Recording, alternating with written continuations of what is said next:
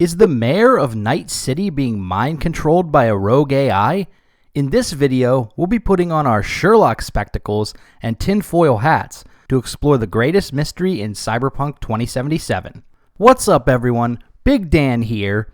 Before we begin, I have a bunch of Cyberpunk 2077 guides and lore videos on my channel, so if you're interested in seeing more, consider subscribing. We first encounter mayoral candidate Jefferson Peralez when his wife Elizabeth contacts us for a job during Act 2. The Peralez family wants us to investigate the death of former Night City Mayor Lucius Rhine. This questline introduces us to the dangerous side of NC politics, where even the city's top leaders can wind up dead. Jefferson is currently running for mayor, so he has reason to worry. He does not take corporate money, which he and his wife wear as a badge of honor. He's like the Bernie Sanders of Night City, a politician who can fight for the people without owing any allegiance to major corporate powers. Is it too good to be true?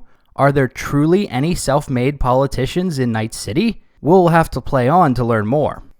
Throughout the questline, Johnny discourages us from getting involved. Don't tell him nothing. Don't get involved. This muck is deeper than you think.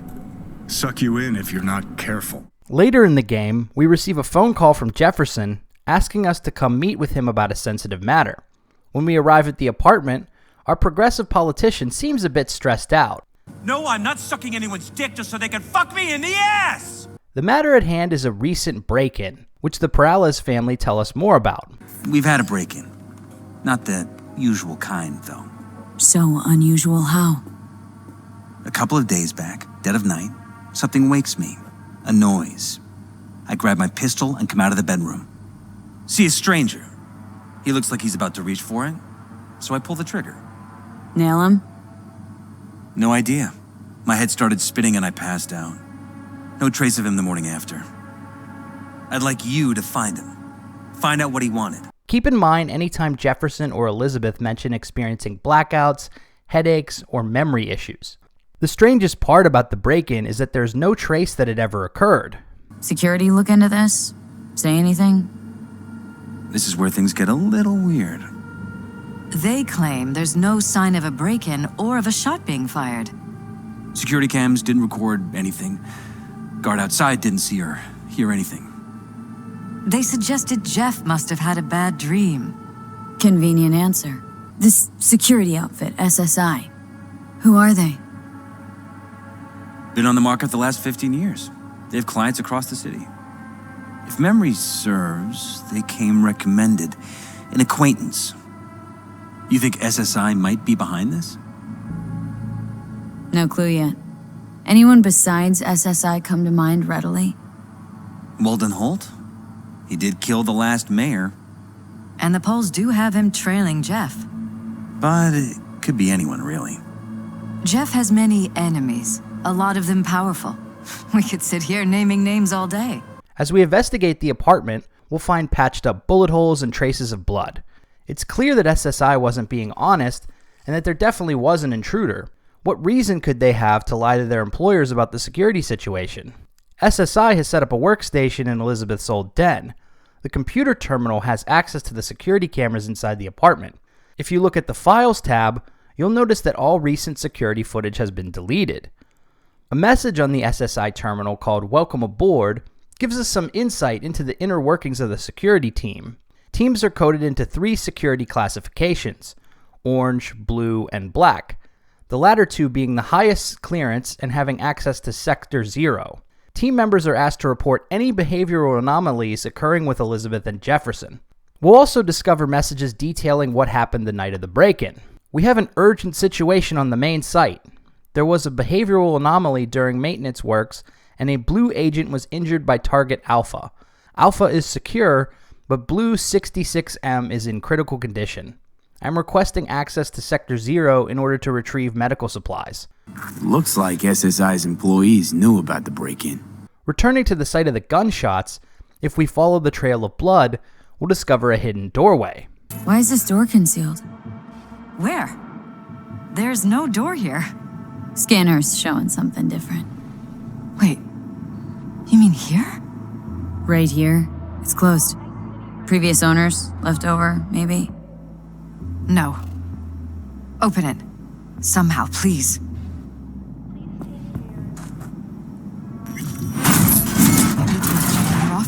upstairs. Wonder how long they've been keeping this from you. Too long. This ends now. I'm not letting any more of those freaks set foot. Ugh, my head. Something wrong? Don't worry about me. Do what you have to do. Inside, we find a room full of high-tech gear, surveillance equipment, two-way mirrors, as well as a computer terminal and used medical supplies. This room is definitely the Sector Zero mentioned in SSI's emails. What kind of nefarious operation is SSI conducting here? A shard on the table, titled Rewiring Synaptic Pathways, provides us a clue. In recent years, the academic community has reignited discussions on possible new methods to influence brain plasticity. Is it possible to create permanent neural pathways using coprocessors? The probable emergence of commercially viable artificial neurotransmitters would undoubtedly reshape the health science field, yet would simultaneously introduce a potentially destructive tool to most governments and corporations.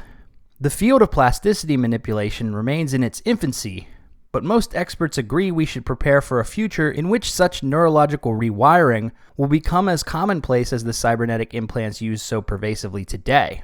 Outside the hidden room, there is a screen we can interact with if our technical ability is high enough. Doing so will cause V to black out briefly. What was that? No fucking clue. Felt kinda good, but weird, like tripping on acid. That happened to the screen a lot. Or to any of the others? I don't understand. What just happened a second ago? Didn't see it? No? What? Never mind. Does this screen somehow tie into the neurological rewiring that SSI seems so interested in? We'll need to investigate further. Johnny and V will notice that there are cables running from the hidden room up to the rooftop. If you investigate, you'll discover a UHF transmitter that SSI is using to send data to an unknown recipient. The receiver is visible from the roof, as well as a mysterious black van parked next to it. There's a transmitter on the roof. Seems to be conveying a signal to a van out front. Know who it might be? We never set up any transmitter, and I don't know a thing about any van, but my guess is it's SSI's. Don't really see any other possibility, but we still don't know who they work for. When we approach the black van, it hightails it, and we can pursue it to a Maelstrom gang base in Northside. So SSI and Maelstrom are working together on this one, but who's pulling the strings? Once we've dealt with the Maelstromers, either with violence or stealth, we can investigate the tech van and uncover the shocking truth. Pierced it, we're in. Couldn't ask the NCPD for better records than this. Pictures, medical records. Vulnerability to neuroplasticity. It's some kind of database. Brain scans, the paralysis, biological casts, neuroplasticity. Fuck. What about that? The blue shit. Fresh neural links. They're not spying on them, Johnny. They're fucking with their heads.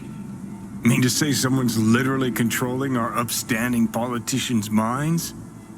Uh-huh.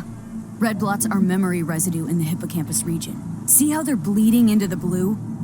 So what are we looking at? They're planting new memories in their heads, modifying their personalities. This is big shit, Johnny. Fuck me.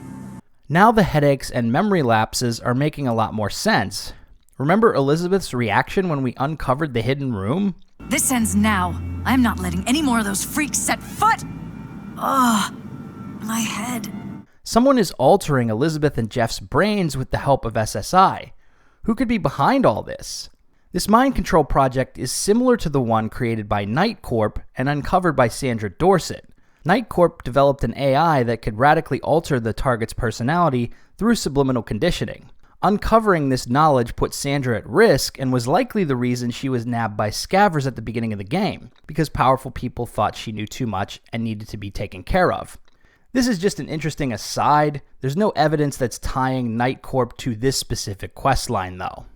There are 6 other names in the system: Hosea Guerrero, Fred Ward, Keira Knight, Amina Bolton, Hector Bird, and Liberty Patel. I did not discover any additional details about them in-game. Before we can download the data, our access is cut off. Shit! They're wiping the data. we've been made. Now they know someone's been in their database. Wonder if they also know who.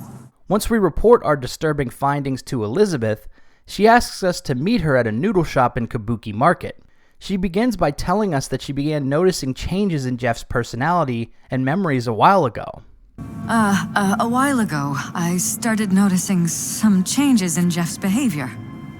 His personality, he seemed to be changing right in front of me, becoming someone else.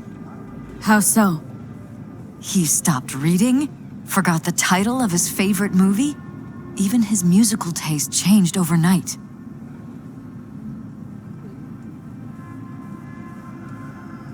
Once, I said we should visit his brother's grave, and he told me that he'd been an only child. That's when I started thinking something bad was happening. Something insidious. And not just with Jeff. She goes on to tell us that she even had a run-in with an intruder at one point, and that SSI gave her the runaround as well. Find it strange you took this to security instead of your husband. I thought I was going insane. I wanted to see what was on the feeds first. There was nothing there, of course, so what was I supposed to tell Jeff? And then, the next day, I got a call. Who was it? Them. Whoever they are. There was a garbled voice on the other end. He never introduced himself. They threaten you? Try to blackmail you? They said I was walking on thin ice. That if we kept stirring up trouble, Jeff could have an accident. Then they wiped any record of our conversation. It was as if it had never happened. So I'm begging you, V. Jefferson can't find out about any of this. Ever. His life depends on it. At our final meeting with Jefferson, we have a decision to make. Follow Elizabeth's wishes and conceal the truth, or tell Jefferson everything we know about the mind control operation. Let's go with the latter option and see how he reacts. Somebody's programming you and your wife. Sounds like something out of the movies. Saw your brain scans. They're tweaking your neural connections. This ain't no movie, Jeff. Been at it for a while with you and Liz. Editing your memories, your tastes, your views and beliefs even. How could I not have known about this? Your memories? Can't even trust those anymore. Think you felt it all. Your final destination for sensation.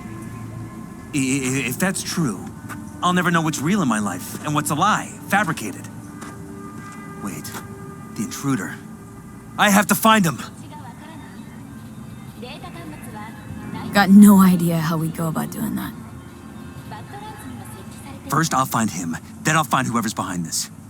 Pull the curtain back on these motherfuckers and show them what's what. After the meeting is over, Johnny makes a very interesting comment. Somehow I doubt it's people who are behind this. So aliens? Very funny. You're too young to remember this, but not so long ago, people talked about rogue AIs prowling cyberspace. So, not aliens. Doesn't matter who. What matters is that guy decided to take up the gauntlet. My man. Right before our meeting with Jefferson, we received a strange phone call from an unknown source. Yeah? It doesn't matter what you tell him. It doesn't matter what you think of doing or do. You can't change anything. What? We know who you are. We know what you are. We know what you want. You are playing with fire. Don't dare cross the line.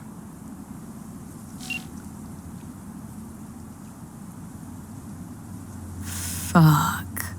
If we try to call back, nothing happens.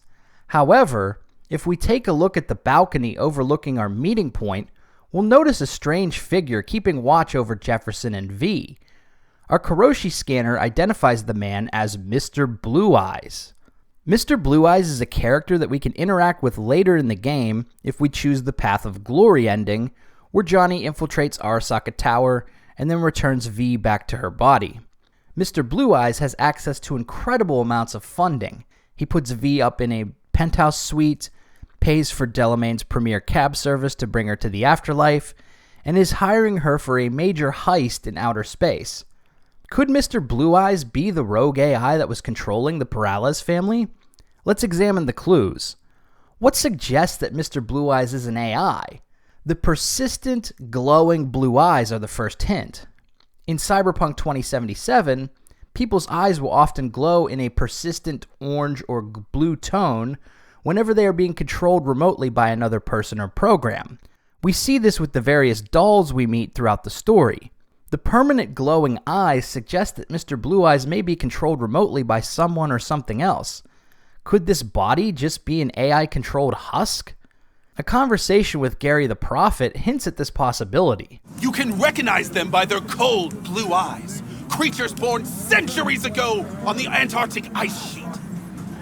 They hide their true faces under masks of human skin.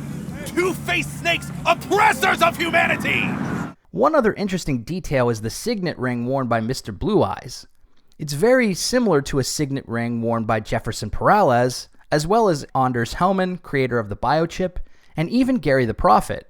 Shout out to Reddit user ADCompSci for putting this detail about the rings together. Once the credits roll, we get one final message from Jefferson. It will be different depending on whether you told him the truth about the mind control operation. If you revealed the truth, Jefferson is consumed by paranoia because of Mr. Blue Eye's conspiracy. Okay, so my wife, Elizabeth, she's in on the whole thing. She keeps saying I should look after myself. Tells me to take these pills. Says they're vitamins. Got them analyzed at a lab. And they look okay. But how am I supposed to know if somebody didn't falsify the results? When you got a sec, call me, okay? Oh yeah, and don't forget to delete this message. The glowing blue eyes, Johnny's comments about rogue AIs, and everything else we discovered in this quest strongly suggest that Mr. Blue Eyes is an AI that is mind-controlling the Peralez family to have the mayor of Night City in its pocket for some unknown purposes. I think this is likely DLC bait that will be explored in CD Projekt's planned story expansions for Cyberpunk, which are slated to release later this year. The more intriguing thing is, what are Mr. Blue Eye's goals? What would a rogue AI do with political power in Night City? I guess we'll have to wait and see. Thanks for watching. If you like this video, be sure to subscribe to Big Dan Gaming for more Cyberpunk and RPG videos. Until next time, this has been Big Dan. See ya! What's this story taught us? Give us our Gary! That lack of closure sucks. I don't disagree, but I had something else in mind.